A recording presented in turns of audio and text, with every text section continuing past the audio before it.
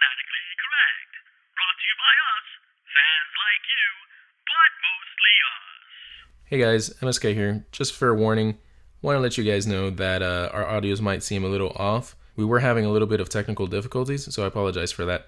But hopefully you guys enjoy this episode and listen to our next episode where we won't have technical difficulties. I hope. Maybe. I don't know. But hopefully you guys enjoy this one. Peace out. In a dark corner of the world,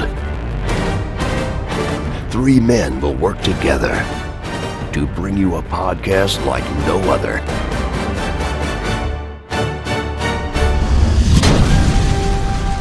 This is Fanatically Correct, where the fans, the geeks, and the nerds are always correct.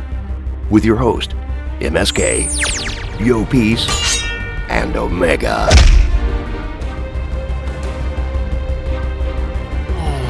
So, Game of Thrones season 8. That was episode crazy. 5. Meh. Yeah, sure. Sure. Meh. No chance I'm gonna believe that. Meh. Right. I'm gonna start with Daenerys Stormborn of House Targaryen, destroyer of cities, betrayer of agreements, burner of women and children, nephew seducer, Khaleesi of wrath, Wow. ill user of dragons, Okay. Ill user of conqueror dragons. tyrant, and the mad That's a long queen, list, man. That's a long and the list. mad queen of the Seven Kingdoms. I haven't seen it. I haven't seen a heel turn since The Rock. Since The Rock, WrestleMania. no, since The Rock Hollywood and Hogan. WrestleMania. Since Since Hollywood Hogan. Since Hollywood Hogan, for sure. Wow. So yeah, I'm your host Omega, MSK. Yo, peace. and so yeah, reaction. Spoilers. Spoilers always pays its spoilers. We're giving a quick reaction to season 8, episode 5, Game of Thrones. It's rumored that the title will be Queens of the Ashes. If it's not, the correct one will be in the synopsis and the title. Queens the like episode. plural? Yeah, plural. Yeah, we Yo Piece was looking that up, and he saw two different sources. Obviously not HBO yet because they hold out literally to the last minute. Yeah, that's awesome. Right now with that. So Queens plural of the Ashes, like I guess signifying that both Cersei and Daenerys, and it could be either one. We're spoiler free, so we're saying it's obviously not Cersei. So Obviously. I before we start jumping into quick stuff, I was pretty good on all of my different group chats and different groups of friends that I discussed with. I guess 6 deaths. It was 7. Everyone else was a lot higher. Everyone else was like 10, 12, 14. Yeah. I went a little conservative with 6 and ended up being 7. And then you guys can start picking now. I'll just say real quick what that list was. Varys, then Euron, Qyburn, the Hound in the Mountain, Jaime, and Cersei. And okay, initial reaction. I guess Yo Piece, start with you. What you got? What was wow, meh, kaboom, OMG? I'm gonna be that guy. I'm gonna be the I'm a little bit that guy, but go ahead. I'm gonna be that disappointment face of this show. There's a lot of good things about the show. But I didn't get what I wanted, and that's probably why I feel the way I feel. The main one that I didn't get, let's just put it out there, is the Cersei Cersei death. Her death. I'm not satisfied with it. I think they could have gone millions of other ways, and I feel like it's not good way of doing it, showing it, or writing it for the actual fans. But that's just me. I don't know. Right. Yeah, it hasn't been fan service. This was not a very at all. Obviously, for Daenerys to go in the direction she went in, this was obviously not a fan service episode, or for that matter, a fan service season. And right. I think that everyone's going to agree with that. I think we can all three of us agree it was a great episode, though. I mean, cinematography, the story, the fight. I mean, what's crazy is that we didn't even watch a battle. We watched a slaughter, which is what they wanted to give us because again, it was destruction. It was pure destruction. Yeah, this is a massive heel turn for Dany. So they didn't want to give us like a one-on-one battle that we thought we were going to get. They wanted to show us a full-on one-sided destruction and slaughter. on her part. But aside from that, I mean, what we watched was a great, episode. It was like a movie. You know, what I mean, it was incredible. Incredibly shot, great No, CGI, it was a movie. yeah, great everything. It was great in that aspect. Now I understand what Yo Piece is saying, and yes, the fan service was very light. I think a lot of people kind of been hurting themselves and setting themselves up for this disappointment because everybody's going so far out of the box with theories on how this is all going to turn out and how she was going to die and how, the mountain and the hound were going to die and all of that people aren't prepared for it being kind of toned down. I really think that since the Red Wedding, people's brains have been so exploded as to how this is all going to end up that I think people are starting to feel a little disappointment now. Outside of that, again, like I said in the last episode for that, I'm enjoying it. I truly am. But I will agree in the extent that I wasn't disappointed as far as I didn't feel like it was a good episode, but I definitely would have preferred to see other things happen for other characters, and specifically the way Cersei died was at the top of my list as well. Like that was, I'm arguing with people what the definition of poetic justice is, because apparently people don't know what that is. Like, that's not poetic justice. Nope. She got off really easy. Like, she did. That is her best case scenario during the war, and she got it. Yeah, she got what the heroine of a show or movie gets. Like, oh, they had to die, but at least they died in the arms of the person they loved and they faced death in the eye. Or like, no, she didn't deserve that. No. There's so many people she wronged. Like, anybody. Well, no, I get what you guys mean, but I actually didn't mind it as much as you guys did. I mean, I understand that everyone was waiting for Cersei to die in a gruesome way, or just just in a more like. I mean, I understand that she's supposed to die. Everyone wanted her to die and not get off that easy. But coming from the perspective of Jaime's character and how that ended up, how he's loved her so long, and just from the perspective of his love for her, that was the way that it was supposed to go down, in a sense of they were supposed to die together, and him going back for her for actually, I mean, and that was shocking to me. I didn't really think he was going back because he loved her. I thought he was going to end up killing her. That's what everyone thought. And I saw it happening, and I'm like, man, I don't know if I like this. But when it finally did happen, and you see that they went down, and how the prophecy actually did go through, because it was Tyrion's idea to go down there. So, in a way, Tyrion did kill them. The prophecy was fulfilled. The prophecy was fulfilled because the little brother killed him, because it was his idea to go down there for them to escape. And I kind of liked the idea of how all of that went down, because coming from Tyrion's love for Jaime and then Jaime's love for Cersei, even though she's out of her mind, though she is out of her mind, Jaime still loves her, and it's just calling back to, no matter what, he is always that person, and we see him grow throughout the series, and every season you see him grow, and he goes through like a whole character arc, but at the end of the day, he admits that he's a piece of shit, and he deserves to die with the person he truly loves. And it sucks that it's Cersei, because we all hate Cersei. Exactly. But just looking at it from Jaime's perspective, I mean, that's the way it was supposed to go down. The goodbye there that I appreciated, and I'm going to guess Yo Piece did like that part too, because this was early on before the crazy turn happened, which we'll get to that in a second. But was the goodbye. I mean, that's obviously when we knew that Jaime was definitely going to die. In this episode was the goodbye between Tyrion and Jaime, and I thought that was great. Yeah, I thought that was great. As always, Tyrion, that the performance that Peter Jenkins gives is incredible, and just the moment, like he said, you're the only one that never treated me like a monster, and I wouldn't have survived without you. I mean, just that brotherly, and that's always been a consistent love, and Cersei hated Jaime, for that, and when it came to that, but that was to me the most meaningful, it was the most heartfelt moment of the episode. I think that there's a lot of things that went down. I wasn't expecting, and it's funny because Yo Piece and I were talking about this before we started recording, that like the one fight that I really wasn't expecting to get, and I kind of wasn't asking for, was the Euron Jaime fight, and we got that. Exactly. Other fights I was hoping to get in place of that one still, but like obviously the Hound in the mountain, that didn't at all go the way anyone thought, because it was literally just a one-on-one, the Hound in the mountain, and obviously the Hound has not seen Star Wars Episode 3. He does not know about high ground at all. Regardless, that was great the way he just smashed Qyburn's head, and talking about that. That's how the Dr. Frankenstein and his monsters relationship pretty much ended anyways. So they kind of, put that into Game of Thrones. But they kind of teased for a moment. I almost felt like they were building towards before the Jaime Euron fight that I'm like, am I going to get a Hound versus Mountain, Arya versus Jaime? Like it almost felt like it was going to build to that. They were both racing to the Red Keep.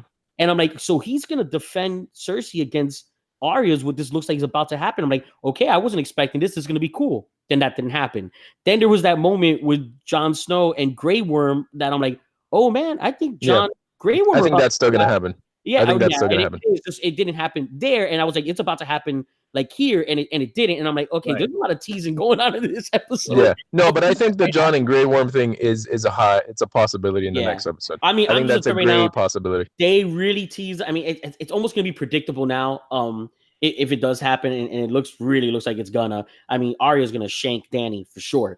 But the buildup was kind of nerve-wracking, and it's not because I don't want Arya to die. Any character can die, and I get it. It's part of the show, and it's impactful, and I enjoy it. But it was more like there's no way she's dying getting trampled on after killing the Night King. And after, you know what I mean? Like after all this traveling this far just to die like that. It's how she's gonna die getting trampled on. Like, come on.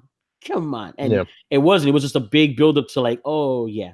Dany's. And then I kept thinking that was going to happen, that she was going to somehow get her hands on a scorpion, or Jon was, and they're going to shoot down the dragon. Like, there was a lot of like, and it's sad because then you catch yourself, which is what they wanted to do. And they got in my opinion, for me at least, they got the job done. I'm hating Dany. And in that episode, I was like, someone needs to shoot down Drogon and shoot her down. Like, this needs to stop. Yeah. Like, this is ridiculous. Yeah. And, well, I agree with you. I agree with you in the aspect with the Euron and Jaime fight. That's not a fight I asked for.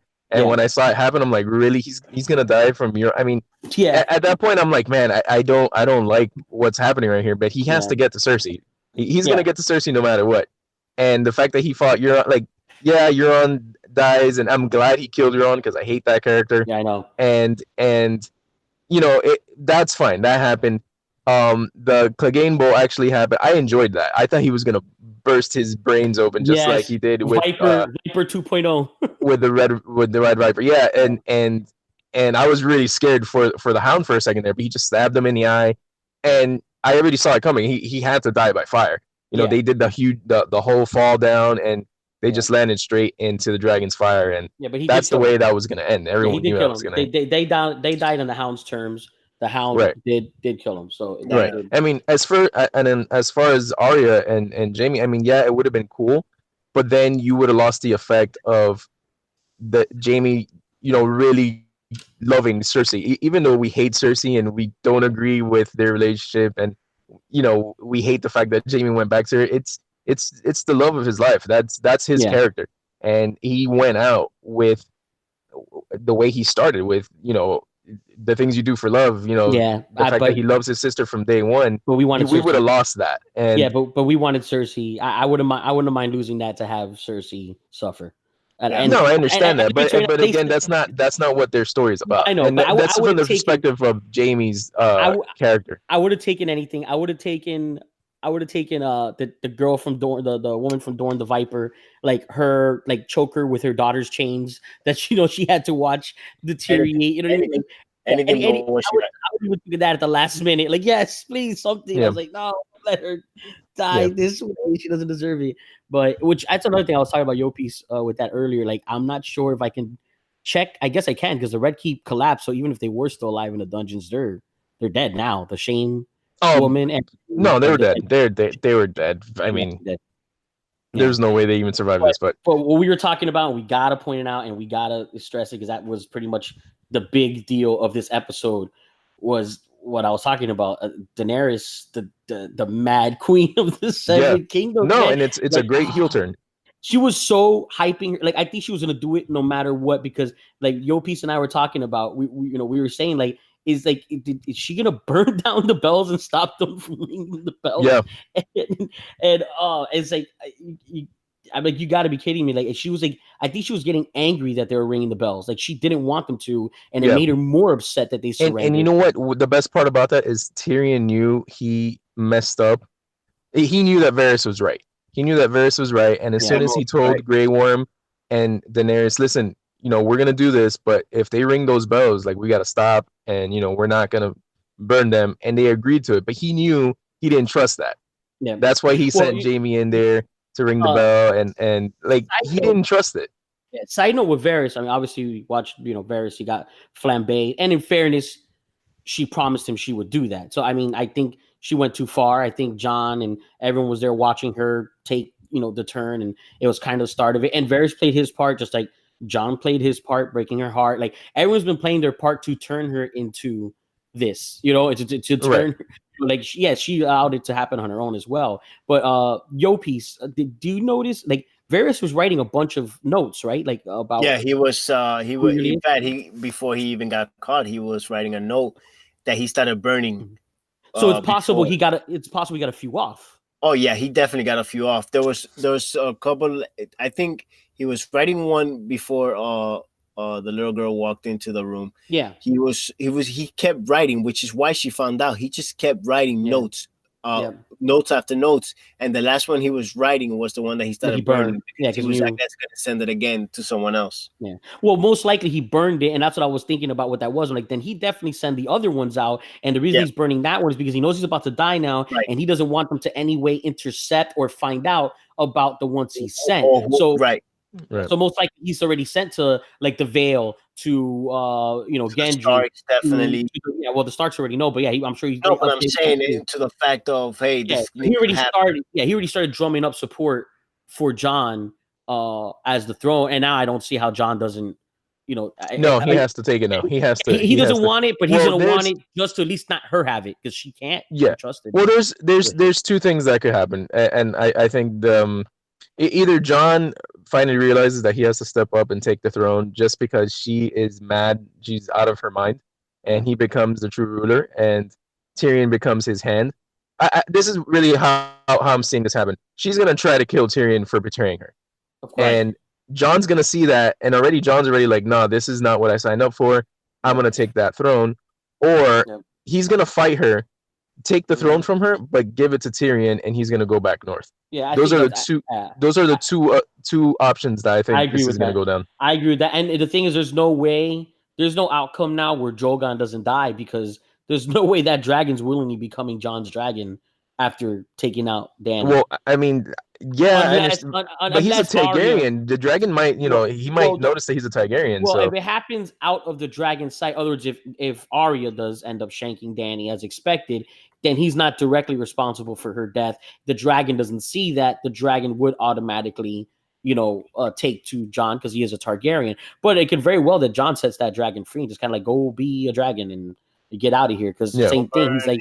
Because he's not going to want to use the dragon the way she did, and he's like, it's safer to not have the dragon here, just let it go and be its own thing. I feel we as fans have probably screwed up this ending for Game of Thrones with all the possibilities, all the theories, and I think them as writers are doing things that are contradicting, like changing things up on purpose, and that's what I feel, because there's no way that Cersei gets out this way, even though I doubt she dies like this in the books. I'll bet money she does not die even though this may be the love aspect of it and doing the fulfillment of the actual of the storyline for Jaime, the storyline, right? So even though all that, there's no way she gets off like this in a series like we've been having.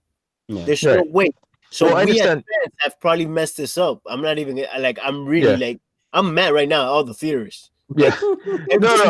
I'm sure. The problem is the fans have already gone past their imagination has already gone past what the writers are going to do for the show. And I think that you're right. I think they have messed it up in a way. But the thing is, I know you guys are upset with the whole Cersei outcome. But we have to realize this is a shortened season, and this story, the whole story of Game of Thrones, is about Dany and Jon.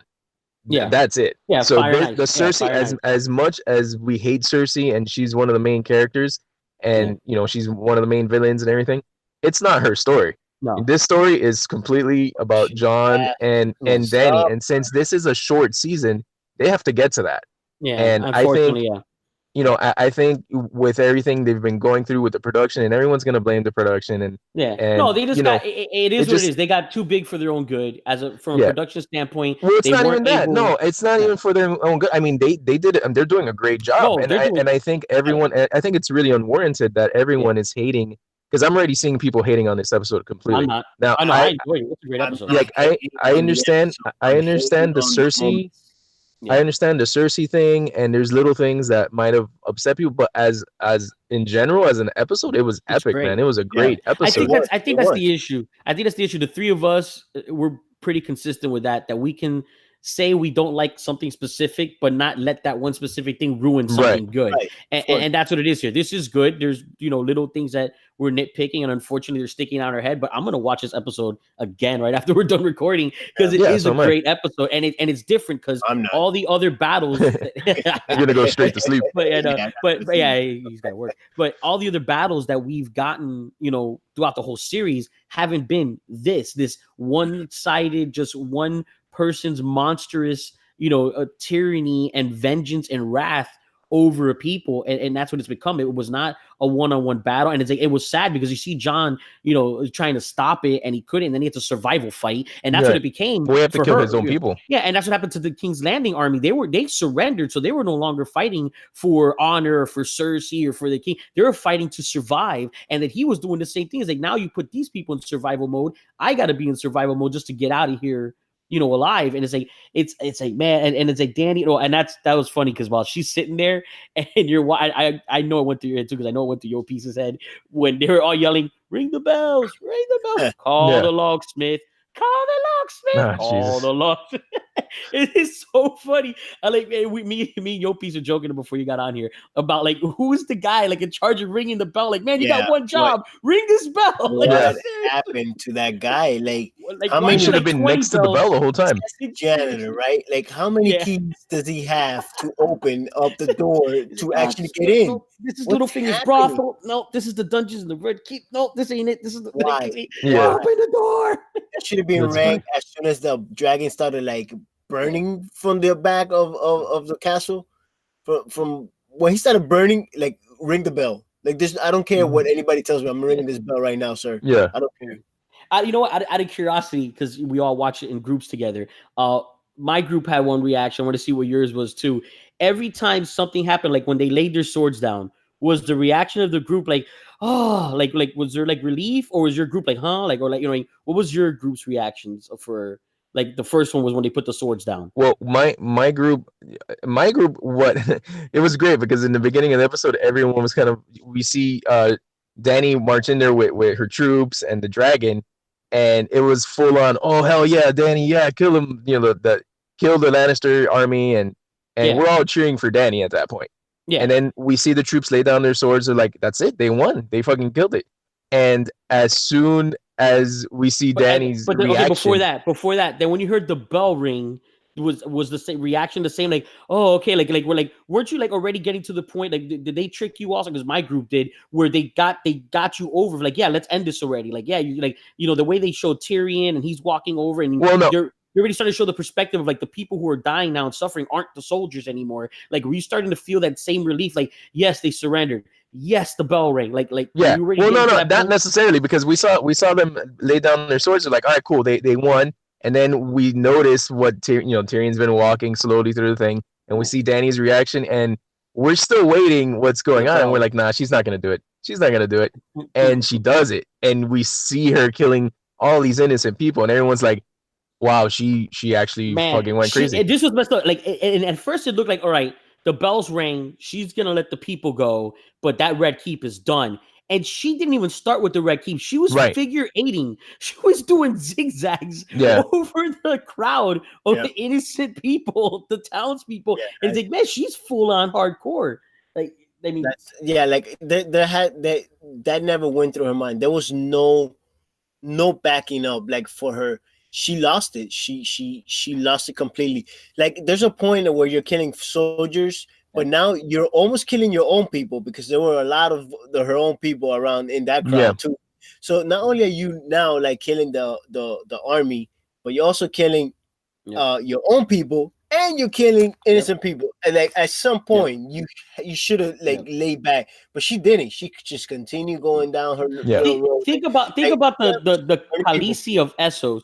Yeah, think about the Khaleesi of Essos, of how she was so angry and upset by the fact that they were taking innocent children slaves and posting them up, you know what I mean, on signs, and like now Westro Khaleesi and Essos Khaleesi, two totally different people, because she was flambeing. Yeah, but you know what? And I think that's the big problem with a lot of people. They're saying that all these characters are losing.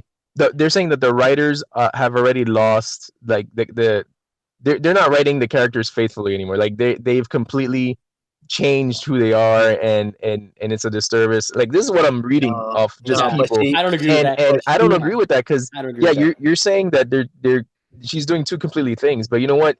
They've been building her up since season one to get to this point. We've been calling it. We've been calling it ever since we've been doing this podcast, and we've talked about Game of Thrones.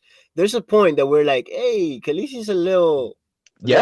She's a little crazy. And here's the thing too, like, because this started hardcore already last season. The moment she started with the bend the knee, that moment with Jon Snow with the bend the knee, that's already we're like, she's hardcore. She's about power. She's like completely full on about power. But they built towards it because she always saw Essos as a means to get to Westeros. So in Essos, she wasn't invested over there, you know, mentally the way she's invested in Westeros. So over there, she was able to be to think with her heart, because her brain wasn't in the way of telling her, oh no, you have to conquer here, and these people did you wrong, and you know your family was burned. She didn't have that over there. So over there, she just felt with her heart with, hey, slaving is wrong. You know, because it kind of starts with like the argument with Sansa about what about the North. It's like, yeah, in Essos, they were slaving people for centuries, and she left them after months. And like, yeah, they're electing their own people now. They can govern themselves. But the North, that doesn't allow slaving at all, they can't govern themselves. You know what I mean? Like because her mindset's not there. Because when it comes to Westeros, she doesn't care about any of that. She says it because she's living off the lore that she had in Essos of she's a freer of slaves and she's not a tyrant and all this stuff. But when it comes to Westeros, she's a conqueror. She's there for one reason, because she thinks it belongs to her because it was to her family before. Yeah, it's an entitlement. And the thing is that, I mean, she just went on full Mad Queen. I mean, she wasn't saying it. I mean, that's all that was missing was her laughing, riding that dragon, going, bro, that would have been awesome. You know what I mean? The Dracarys and all, you know what I mean? Like complete. That would have been terrible, but that would have been horrible. Terrible. That would have been horrible. Listen to that. But that's pretty much all that was missing from her being her father, because she literally burned them all. And I think that was almost symbolic that every time they would show like a pocket of wildfire that was planted by her father, you know, these are still pockets under the sewers and the systems that he had planted all over the city, and she's hitting those, and it's like symbolic. Like there she is, she's finishing her father's work. You know, what Jaime Lannister stabbed him in the back to prevent, she's now, you know, doing that. I mean, she is. I just don't agree with everyone saying that they're betraying the characters, because I'm sorry, every character is written. They've completely went through with their arcs. I think everyone's where they need to be at this moment. And you could say the season's going by too fast. That's fine. Or be disappointed of how Cersei went out. But every character is still true to their character. Every single one. Yeah. And I just don't understand all the hate. They've grown from where they started to where they are now, all of them consistently. And the thing with Daenerys is that people keep putting the blinders on and keep wanting to forgive. And like Yopi's pointed out, we've been consistent in pointing it out consistently on this show, that she has been getting worse and worse as the seasons have gone by. She always would have her moments where she was freeing people and she was the hero and she was, you know, grand and she was the legend. But you always saw those moments of like, hey man, she's that flip of the coin, you know, of the Targaryens. Like they said, she's a little bit more Mad King than we like to admit. She's just, you know, she was just started out as a 14-year-old or whatever, and she had to work her way there. But she slowly but surely, the power has gone to her head, and it was consistent. This didn't come out of nowhere. Is that now people can't deny it. People have just been putting the blinders on, denying and forgiving and forgiving and forgiving, and trying to not pay attention to all these signals that she was going to get here. And now that she's here, they're all like, no, this is not right. This is not how it's like, hey man, they've been hinting at this for a while. Yeah. So wait, what do you? I'm gonna start with you, Yopi. So where do you think this is gonna head the next episode? How do you think this is gonna end? Well, I feel the next episode is gonna be her putting her rule down on the whole Westeros. but I see John obviously and everybody else that has a heart going against her. She's gonna try to kill if not John, because I feel like she's Sansa, gonna Arya. yeah, she's gonna go after all those people. But since I feel like this guy was able to get these notes out, the army will come and try to save and fight for the right choice for the right king. Right.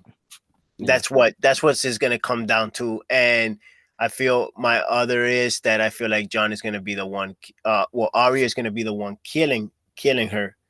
I agree with that. For sure. But it could also be John. I'm just saying there's a possibility that John will also be the one to end up killing her. It could happen. Yeah. I feel like I pretty much am in the same direction as Yo-Piece, and I think most of the fans and viewers at this point will be. But I think for sure Arya's gonna I'm gonna be so shocked now if Arya doesn't kill her, because it just felt like they were totally building up for that. Arya getting more and more upset. The interaction she had with that mother and daughter to watch them get burned by the dragon. Oh, yeah, for sure. Even leading up to the white horse that was conveniently there waiting for her to ride her. Well, that was more symbolic because it was her horse. Yes, exactly. It's amazing that she survived and also her horse survived, meaning that she needed to get back to Winterfell. Exactly. It's like almost like a destiny. And so I think that, it's definitely her destiny, which people need to stop with the green eyes thing. Number one, in the books, it's violet eyes. Number two, she has like the ice blue green eyes. So in certain lighting, it's blue. In certain lighting, it's green. At this point, it doesn't matter if her eyes are orange or yellow. Arya's killing her because she's killing her. It has nothing to do with her eye color. Like everyone's keep milking that one conversation because it worked out for the one thing with the Night King about the blue eyes. I think everyone's looking too into that. I just think that I think her eyes are green though. They're green, right? I think their eyes are green, man. I think it fits the prophecy pretty good. Yeah, but the thing is, in the books they're violet. You know what I mean? So this is past the books, then. I think that, and that's the problem with people now that. Oh, I understand. Even book lovers are just hating on this now because it's not in the books. I don't read the books. I'm just saying that I don't think that when that prophecy was given to Arya, I don't think it was very specific about what person had what color eyes. I think it was more of a general statement of you're going to kill a lot of different people from different places. Is what it is. And I think everyone's just like because all the theorizing and the having that everything means everything. And a lot of things do mean things, but everyone's being a little bit red priestess now and getting too direct about their prophecies. But outside of that, I would be extremely shocked if Arya's not the one who takes out Dany. And outside of that, I think that whether he takes the throne himself, whatever the case is with the throne and however the new ruler and whatever the ruling of Westeros is, it will be because of Jon Snow. Whether he does it himself or puts someone else in power, it will be because of him. And that's the story of Fire and Ice. The book is about him. I do believe it's going to be Sam is the Meister that's writing his story, and that's where they're going with it. I do. That's exactly what I feel. All the other details, I don't know. Yeah, I agree. I mean, I think John is going to end up at the end of the day. John is going to end up being the one that takes the power away from her. But I think what's going to end up happening is she's going to want to kill Tyrion, and John's not going to stand for that. He's going to take the power. Arya's going to kill her, and I feel like John's not going to be the king. He's going to go back north, and I actually think Tyrion and Sansa are going to run the Westeros. I think they're going to rebuild probably the capital, maybe even in the north. I kind of felt that way too, and I kind of hoped for that also. Even to the crypts moment when they were holding hands and stuff. But you know what? With everything that happened with Daenerys, screw Sansa too. I don't mind if she dies. I don't want her getting her deservingness of any kind because she stirred this pot. Yeah, she stirred this pot really bad. She stirred the pot, but man, you got to realize that she was right about Daenerys. I mean, she stirred it, but she saw it coming. She saw where she was coming from. Well, it's not like she made her evil. She just predicted it, just like us. Pushed in that direction. If you take a boxer and get in his face and tell him, "Oh, you're gonna hit me. You're gonna hit me. You're gonna hit me." Maybe he wasn't, but he's probably gonna hit you now. And I think it's the same thing. She's like, "Oh, she's gonna do this. She's gonna do this." And if you keep stirring the pot, chances are, if you keep that up, she's gonna. Well, not even that. I just feel like Sansa is not fit to rule any that many kingdoms. She's power hungry too. That's why I don't think it's gonna be like a queen king situation. I think it's gonna be more of a democratic thing, but it's definitely gonna be Sansa and Tyrion to run it. Yeah, I agree. I mean, a Lannister Stark marriage will make. I mean, we'll see. I don't have any cards God, in I hope not. as to who ends up on the Iron Throne as long as Danny dies. Yeah, no, I mean she has to. She has to die. John ends up being the hero somehow that fixes this, because if not, it's too much of a left turn for me. And like I'm sorry to bring it up again. You have your standpoint. I'm glad you do, because I don't want people to hate the episode because of the Cersei thing. I don't. I love the episode. I enjoyed it, but I just feel that was already a bit of a left turn, not major story wise, but something that people wanted a little more from that. Yeah, I can understand it. Poetic justice. Yeah, and because of that, I think it'll be too hard of a turn off the rails if it isn't John that somehow fixes the situation. Maybe even Arya not killing Dany, maybe she gets close to killing her and something happens and it stops her. Whatever that case is, fine, but they still have to at least do something with that, because then it's the same thing. Don't build me up right to the very end of the episode and then take a hard turn on me in the series finale. So I think those are two things that have to kind of pan out. Yeah, well, my friends at my watch party brought up an interesting thing that would be pretty cool if it happened. One, for sure, he's gonna fight Grey Worm, because that's the only fighter she has left. Yeah, and I think it's gonna be a Jon Snow versus Grey Worm fight at some point next episode. And two, they were just theorizing, and it would be pretty cool if she gets Drogon to just fire away at Jon, and he doesn't burn. And that would be just as I mean, as a scene, that would be pretty cool to see. That would be cool, yeah, because we haven't seen him get burned or not. Or trying to prove if he is a dragon. Yeah. Well, she was just gonna try to kill him, and he just doesn't burn. That's also her trying to like, they say you are part of us. Well, here you go. Survive this. Well, not all of them are fireproof. Remember that the whole point is that there's supposed to be, not all of them are a dragon, but some of them are, and the ones that are dragons are meant to like rule. And so that was like, they said that her brother, his father, was the last dragon. So supposedly he didn't burn. I mean, I don't know what depths they went in to test that. She was forced to test her depths, but when she tried to burn herself in the fire with the eggs to hatch them and all that, and then she knew for a fact that she was. So same thing. It's like John's not going out of his way to prove that he's a dragon, doesn't even think he is. But that actually, I would agree with that. That would be cool to have that moment where like, hey, not only is he for sure Aegon Targaryen or Rhaegon's son, but he is also a dragon. He is also Rhaegar's son. Yeah, I mean, it would be a cool thing to see. It would be a cool thing to see. But just to wrap this up, in general, you guys already said certain things that you guys didn't like about the episode. Overall, in general, where would you rank this episode this season? Out of what? Out of all the episodes? Out of the episodes of this season, where would you rank it?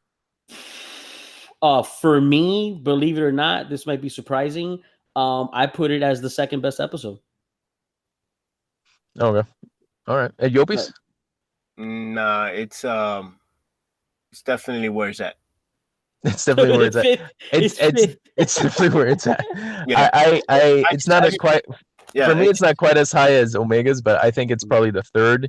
My favorite one is The Long Night so far.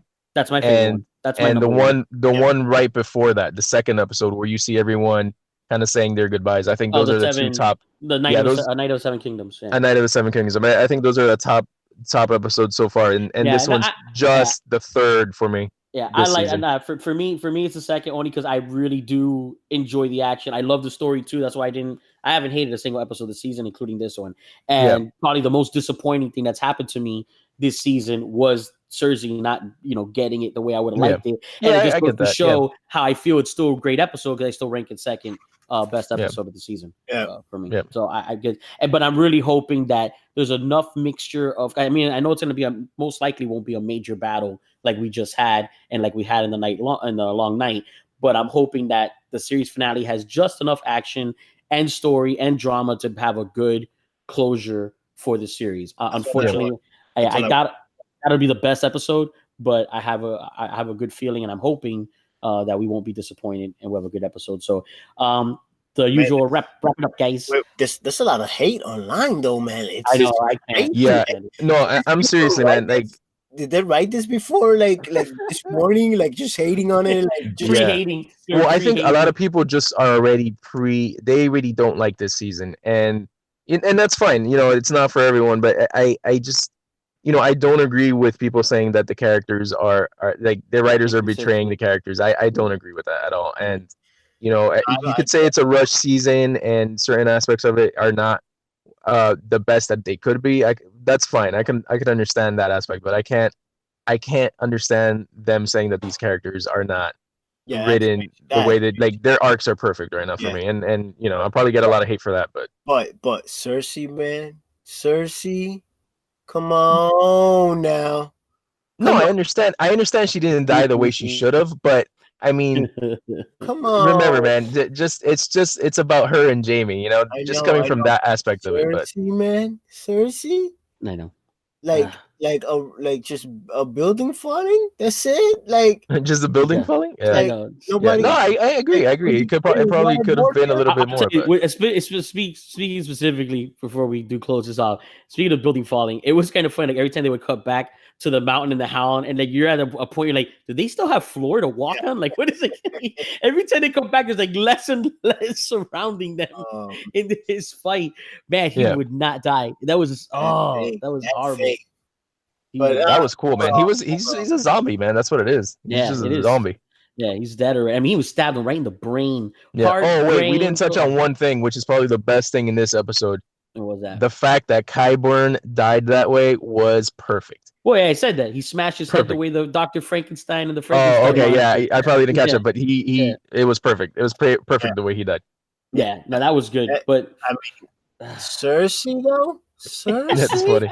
That's funny. So yeah, we're gonna end on that note. Just so we could wrap it up as usual. Now we have the website Yo.P's Fanatically Correct. Yeah, websites fanaticallycorrect.com. You know where to find us. Yeah, that'll link you to everything you need from there. Outside of that, in August we'll be paneling at the Sunrise City Comic-Con. We'll have more information about that in later episodes. And that's about it. Looking forward to the series finale. That'll probably be like an hour and a half, 2 hour, or 2-part episode or something. Because we're gonna have a lot to say after that. Because it won't just be wrapping up, that episode. It'll be wrapping up the whole series, and there's gonna be most likely a lot of emotions and things to say about that, and hate to defend. And there's gonna be a lot of hate. There's gonna be a lot of hate to it. So much trolls. So wrapping it up. Omega saying peace. MSK, peace out. Yo, peace. Pizzas. And there you have it, folks. This has been Fanatically Correct. Until next time, you crazy kids. Signing off. But Cersei, man? Cersei? I know, man.